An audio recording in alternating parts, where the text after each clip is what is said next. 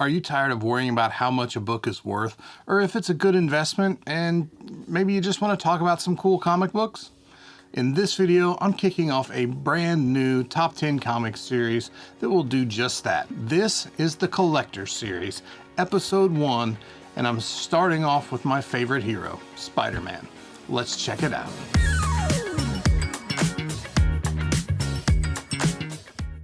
Thank you to the sponsor of this video, NinePanel. We'll hear more about them later. In the Collector's Series, I'm going to focus on books related to the topic at hand.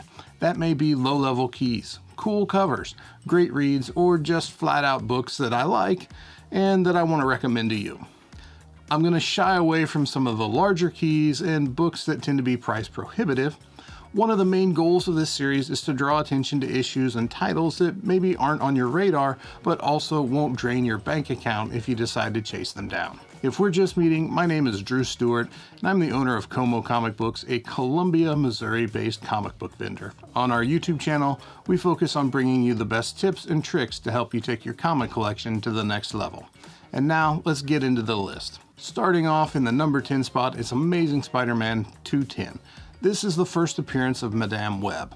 This book was published in November of 1980, features a creative team of Denny O'Neil and John Romita Jr. There's been a lot of rumors lately that Madame Web may get her own movie, she may pop up in some Spider-Verse related project, you name it.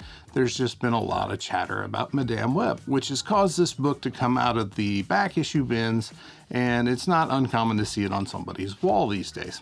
Right now you can find a copy for under $75, but it's really just a cool issue of Amazing Spider-Man from a time that I previously viewed as kind of a blah era for the title. Next on the list is Amazing Spider-Man 294. This issue features the death of Kraven the Hunter and is arguably a part of one of the best Spider-Man stories ever told. I bounce back and forth on this between whether it's Fearful Symmetry, which is the actual name of Kraven's Last Hunt, or if it's the Master Planner saga from way back in Amazing Spider-Man 31, 32, and 33. I can't make up my mind. I keep going back and forth between the two. However, this issue is definitely the high point for the Kraven's Last Hunt story. Published in November of 1987, this issue features a creative team from J.M. DeMatteis and Mike Zeck, and this is a classic Kraven story that has ramifications in the coming issues, as it was Mary Jane's fear of the black suit from the things Kraven did while he was parading around in it that caused Peter to switch back to his red and blues, and also it's what made the appearance of Venom even more traumatizing to Mary Jane. Let's just say Kraven wasn't spending his time parading around as Spider-Man helping little old ladies cross the street. The Kraven's Last Hunt or Fearful Symmetry story arc is a great storyline to collect. It's 6 issues spread out across 3 titles. Most of these issues are readily available and can be had for a very low dollar amount, usually between $5 and $10 per issue. However, this one is going to run you a bit more. You'll probably wind up spending between $35 and $40 for a nice copy of Amazing Spider-Man 294. In the number 8 spot is Amazing Spider-Man 410. This is the first appearance of Spider-Carnage. To put it simply, this issue features an awesome Mark Bagley cover. And let's be honest, all things Venom and Carnage and symbiotes in general are really fashionable right now. This book came out in April of 1996 when a young Drew was really just starting to get into Spider-Man comics, so this one holds a special place for me. The creative team on this issue was Tom DeFalco and Mark Bagley, and if you ever wondered just how crazy Spider-Man would look if he bonded with the Carnage symbiote, this issue answered that question. Currently, this book is going to run you about $30, $35. It's pretty affordable, and let's be honest, it's worth it just for that cover. If you're getting value out of this video, do me a favor and hit the like button. When you subscribe to the channel or like and comment on our videos, it lets YouTube know that you enjoy our content. Coming in at number 7 is Amazing Spider-Man 569. What do you get when Venom runs into a former host at a party? Let's just say nothing good happens, especially in this case. This issue features the first appearance of Anti-Venom. This issue came out in October of 2008. It was written by Dan Slott and features art from John Romita Jr. In my opinion, the New Ways to Die story arc is one of the strongest arcs from Dan Slott's run. This is really where I thought he was doing some of his best work. The whole arc was really enjoyable and features a lot of your favorite Spider-Man baddies all in one place. One thing to be on the lookout for with this issue: there is a fantastic Audie Granov Venom variant out there, and also a rather pricey second printing that features Anti-Venom on the cover. If you can find one of those, it may be worth picking it up despite the large price tag. It's a pretty cool cover as well. Currently, this issue, the A cover, will still set you back about $70, as it's one of the more expensive books to come out of Amazing Spider-Man in the Brand New Day era. Coming in at number 6 is Spectacular Spider-Man number 90. This book is a personal favorite of mine. It's actually one of the very first Spider-Man back issues I ever owned as a kid. It also happens to be tied for the second overall appearance of the black costume. Spectacular Spider-Man number 90 came out the exact same day as Marvel Team Up 141, and just 2 weeks after the black costume first appeared in Amazing Spider-Man 252. Despite being released in February of 1984, the published date for this book reflects May of 1984 and features a creative team of Al Milgrom and Al Milgrom. That's right, Al handles both the writing and artistic duties for this book. The plotline's really pretty simple. Spider-Man's disappeared and Black Cat doesn't know where he's at, so the whole issue is dedicated to her checking all of the places that Spider-Man might possibly be hiding, as she's trying to figure out what's happened to Spidey. By the end of the issue, she's about to give up when, in a great final page splash, we see Spider-Man drop out of a tree sporting his brand new black costume. As interest in the black costume and Venom and symbiotes in general has picked up, this book, which used to be kind of a discount bin book, has really ticked up in value, and now for a high grade copy you're going to spend between $60 and $70 for a really nice copy of this book. But in my opinion, if you're a slab collector, you're going to miss out on the best part of this book, which is that final page splash. And now let's talk about the sponsor of this video, NinePanel. There's a new place to buy key comics online. The website is called NinePanel.com, and it's a great way to find back issues you've been hunting for. NinePanel is a marketplace, which means all of the books listed on the site are from different comic book sellers and local comic shops from all over the United States. It's easy to search for key books and buy from as many shops as you want in a single secure checkout. If you want to sell books, you can do that too. NinePanel lets you create a custom branded shop page. You can set your own policies and list as many books as you want for free. The site has a modern design that I think you're really going to like, so check out ninepanel.com and start buying and selling today. Our number 5 book is Ultimate Spider-Man number 1. Ultimate Spider-Man number 1 is actually the first ever Marvel Ultimate Universe comic. It was published in November of 2000. Written by Brian Michael Bendis and drawn by Mark Bagley, this issue kicks off the longest creative pairing in Marvel Comics history.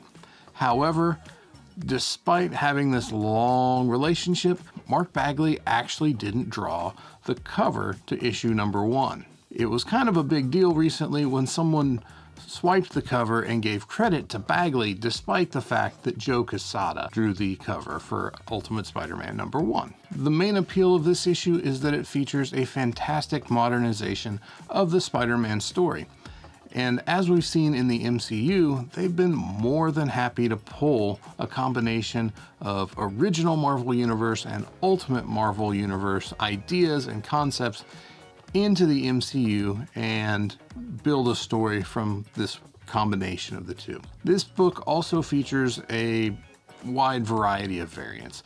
You have the white variant, there's a Dynamic Forces variant, there's a Free Comic Book Day variant, there's a Target exclusive that has number 1 on the cover but actually doesn't include issue number 1. There's a Payless Shoes version, there's a German Museum edition, and there may even be some others I'm not listing here. This book has actually decreased in value over the years, especially since the Ultimate Universe is kind of wrapped up in the comics. What used to be around a $150 book at its peak is now only going to cost you between $50 and $60 for a pretty nice copy.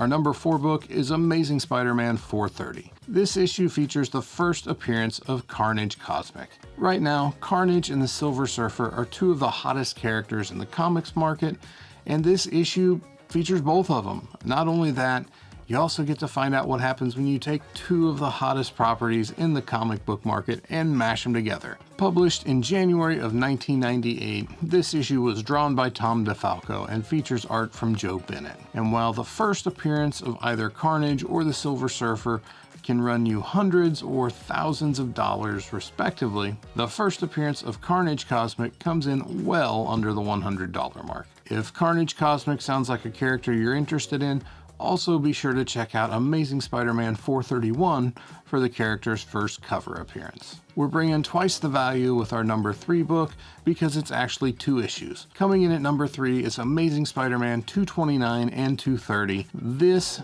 2-issue arc is Nothing Can Stop the Juggernaut. In this classic 2-part story, Spidey has to protect Madame Web from the Juggernaut, which is no easy task. Published in June and July of 1982, the story was written by Roger Stern and again is drawn by John Romita Jr. This is a top-tier Spider-Man story coming out of a fairly uninspired time for the Amazing Spider-Man title. Right now you can pick the pair up for right around $60, as each issue should run you between $25 and $30.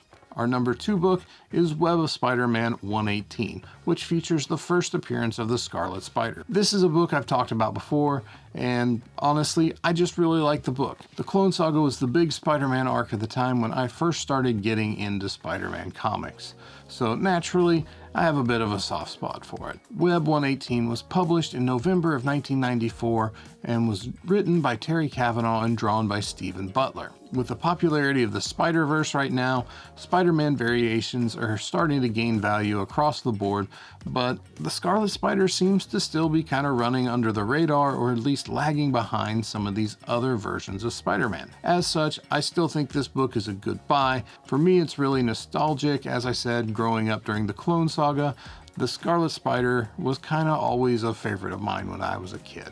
In the current market, you're going to spend between $75 and $80 for this book, but in my opinion, it's worth it. Convention season is starting to heat up, and I'm excited to announce that Como Comic Books will be setting up at Planet Comic-Con Kansas City, which is taking place August 20th through the 22nd at the Kansas City Convention Center in downtown KC-Mo. We'll be set up at booth 2117 with boxes and boxes of silver, bronze, and copper age books. We're bringing keys, wall books, and our great selection of $3 books. If you're putting runs of major Marvel and DC books together, you're going to want to check out those $3 boxes. If you're in the area, I hope to see you at the show. Our number 1 book is Spider-Man Adventures number 8. This comic book series is based on the Spider-Man the Animated Series cartoon from Fox Kids. If you were like me and grew up in the early 90s, Saturday mornings were great. You had the X-Men cartoon and you had the Spider-Man cartoon that came along a little bit later. By issue 8 of the comic series adaptation, they decided to dive into the Black Costume Saga. Issue number 8 features the first appearance of the Black Suit in this animated series comic. It was published in July of 1995, and the story was written by Nelson Tomtov and was drawn by Alex Saviuk. Spider-Man the Animated Series is a super nostalgic property, and when you couple that nostalgia with a symbiote, good things happen. The cover to Spider-Man Adventures number 8 is an homage to Todd McFarlane's Amazing Spider-Man 300 cover, only here Spider-Man is drawn over the top of a cityscape background that viewers of the show would be familiar with. Currently, this book is going to run you around $40, and it's actually one of the most expensive issues of this short-lived series. It's easy to get caught up in the speculation and flipping race. It's exciting and it keeps us all on our toes because the market's constantly changing. And as fun as it can be, it's also easy to get a little burnout when your specs don't pan out, or you stop and realize you haven't bought a book you actually want for your collection in 2 months because you've been too busy chasing the latest spec books.